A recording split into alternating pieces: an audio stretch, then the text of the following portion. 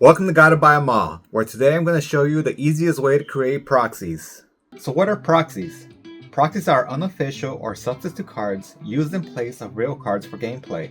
Now that we have that covered, let's go ahead and start with what you need. The most important part of a good proxy is the paper quality. You want something that prints sharp details and feels close to the real trading card. I recommend using 230 to 260 GSM matte or semi-gloss photo paper for the best results.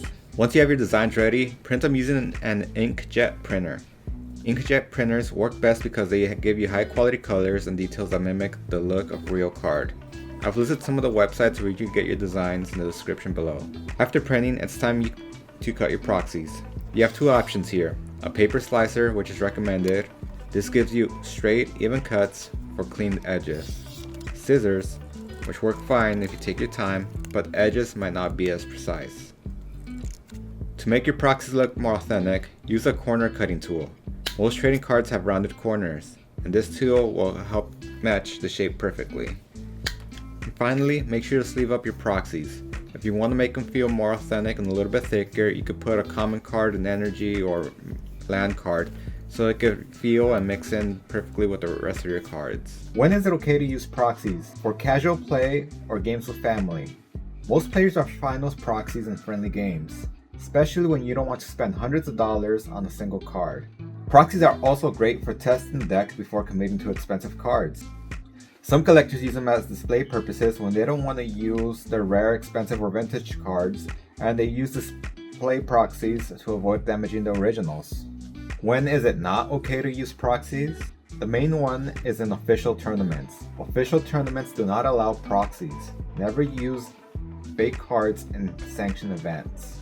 The only exception, and it's very rarely, is when the tournament explicitly allows proxies, which is very seldom. Another thing you shouldn't do is sell proxies.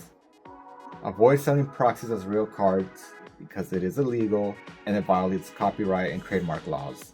Before we finish, I do want to share a couple of the websites I use to create proxies. The first one's called limitlesstcg.com/tool/proxies. Again, the link will be in the description below. Simply go to the search bar here and type the Pokemon you want to put in. You can select it, here's the set, and here's the number, and it will appear. You can also add space between the cards to make it easier for you once you're ready to cut them after you print them. And simply select print and a pop-up window will appear where you'll be able to print and see a preview of your cards. The next one is mtgprint.net. This one's for Magic the Gathering cards. Simply enter the cards in the box inside. Once you've entered the cards, select submit. You can scroll down a little and select the set or artwork you'd like. Once completed, scroll down and select print. And there you go. And that's it. You now have good quality proxies ready to go. If you found this guide helpful, don't forget to like, subscribe, and drop a comment below. And again, check the description for links for everything you need. Thanks for watching, and I'll see you in the next one.